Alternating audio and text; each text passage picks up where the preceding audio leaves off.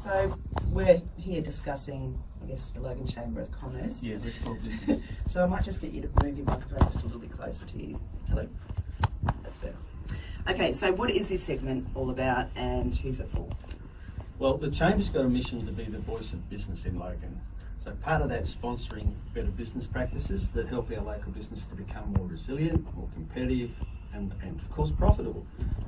So we source the quality business-focused keynote speakers, as we talked about a little while ago, and we sponsor events to assist local businesses. So the idea of this segment is to try and share some specific ideas and techniques, some best practice and business experience with listeners, and on some occasions we will be endeavouring to bring some of our local success stories to get them into the studio and talk a little bit about that as well. Looking forward to that. So we've been taken on a journey of deciding what our objectives are for 2019, and last month Stuart talked about some ways to get assistance to achieve these objectives. So what have you got for us today? I think today we'd like to talk about the buy-in, engaging with the people that matter. That's your staff, your team, the people that you work with. So would you prefer to work with a team of champions or a champion team? That's so much evidence that the champion team will beat the team of champions every day. Predominantly because that champion team has a shared purpose and they've got a shared interest in achieving the same purpose. We see team members that will support and encourage each other. They'll pick up if one of the team members falls a bit short. They'll applaud their successes with great vigour. And we see this pretty much every weekend with any of the major sporting teams when they're playing. You know, and it's just so obvious and so great to see how that builds the effectiveness of the team. So winning teams do show that behaviour more than others. If they score, or even if they receive a penalty for a good move, or if they're knocked down, they'll all go out, pat them on the back, shake their hands, touch them. You know, they'll signify that they're part of the team, part of the team. So what we'd like to talk about is trying to make your workplace a champion team. So as the business owner or a manager, you've obviously taken on the risk of business. If it's a commercial business, you will have invested your own capital, your money, sometimes your house and your dreams. If you're a manager, your investment will also include your reputation and credibility and your future lifestyle, whether you've got a job tomorrow sometimes. So it's normal to believe that everything rests on your shoulders, and it's also normal to feel under considerable pressure and fear failure. But you might feel that you're alone, but in fact there's a lot of other people who have got the same sorts of interests at heart. So you might also be thinking that every decision you make is being examined and criticised by all of your staff. It's not necessarily so. They all have an interest in your success.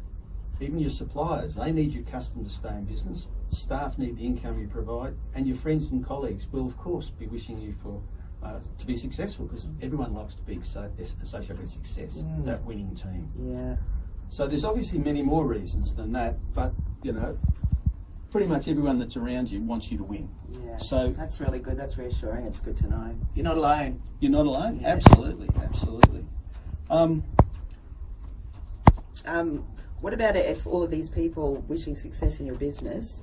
How, you know, with friends, family, your suppliers, your team members, staff, how do we convert that into actual business success then?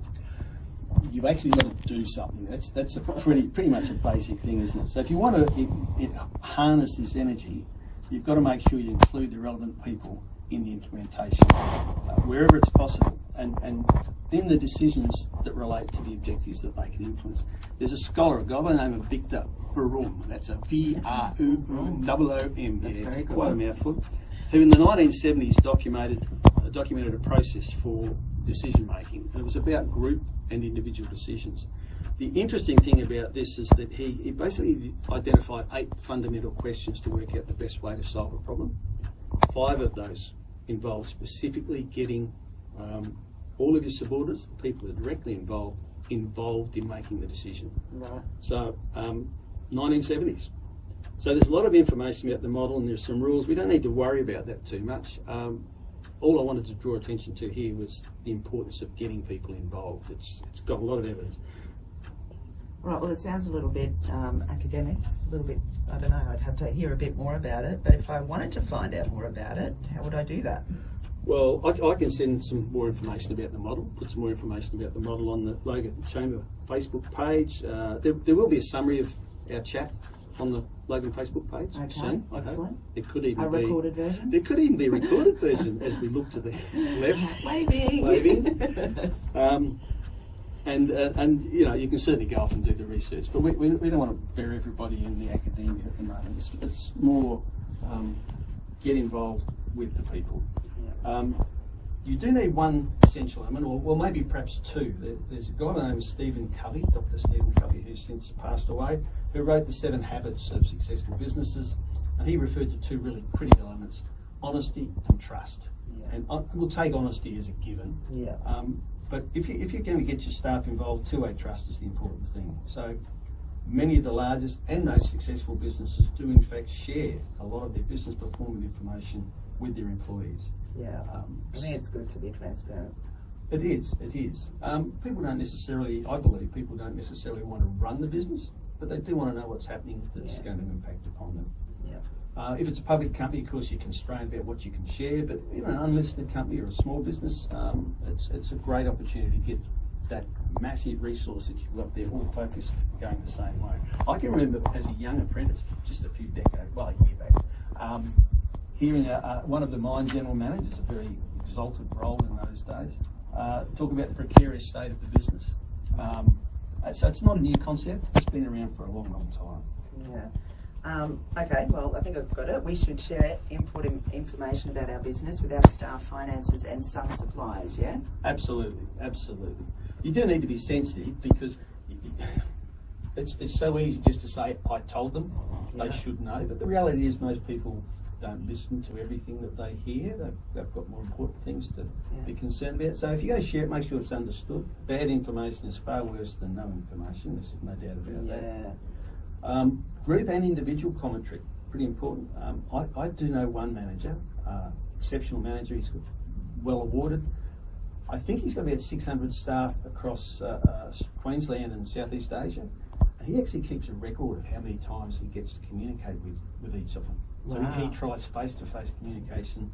I think he told me his objective is, it is. That's really good, isn't it? He says he never gets a perfect score, but he's working at it. So you've got these objectives that we talked to you about last year. Stuart talked to you a bit about getting external help to make things happen. But don't forget you've got that enormous in-house resource of your management team. And managers don't necessarily have a title of manager.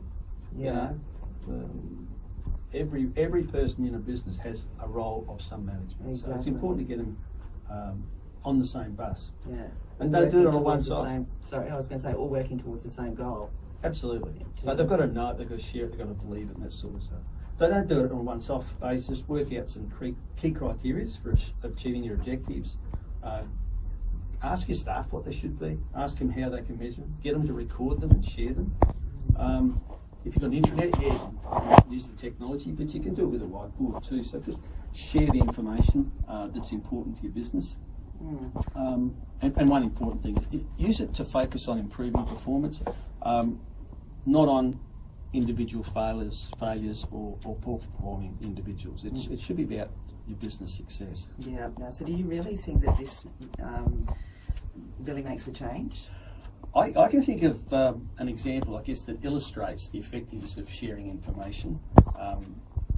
In an early life, I worked in the road transport industry, and I can recall the installation of vehicle operation monitoring. Right now, you can imagine people saying, "You're going to watch what I do every minute of the day." So the interesting thing was it scored a driver against a variety of good driver behaviours. So first score for one driver was 600 points. And this is like golf. Low good, high bad. Okay. 600 very, very bad. Very bad. No recriminations. We simply shared the information to these people. Within 3 months, that individual driver was really proud to show people he brought his score down to 30 points. Wow, that's huge. Unbelievable. I believe he got to 0 1 month, but I'm not really sure. So it's not, you don't need to intervene. You do need to make sure there's no recrimination and no punishment involved, and share information. Well, I think that's very valuable advice today. Thank you very much, Jim. So I guess the last thing we'd like to say is to everybody that's in business, sometimes it gets a bit tough, so make sure you look after yourself and look after your staff. Yeah, nice one. And thank you very much for coming in today. Details of this discussion, as you said a bit earlier, will be on the Chamber Facebook page very shortly and in the members' newsletter. And it Pretty might much. have even been filmed. Indeed. We think. Well, thanks to Amy. Hi, Amy. Hi, Amy. Well, hello. Amy's learning. She's going to be on air next Wednesday, I think, from 12 in the afternoon. Cool. Well, Tune in for that. Thanks, all right, Elaine. we'll catch you in a couple of weeks or so. Yes. Yeah, all right. Nice to see you, Jim. Have a good arvo.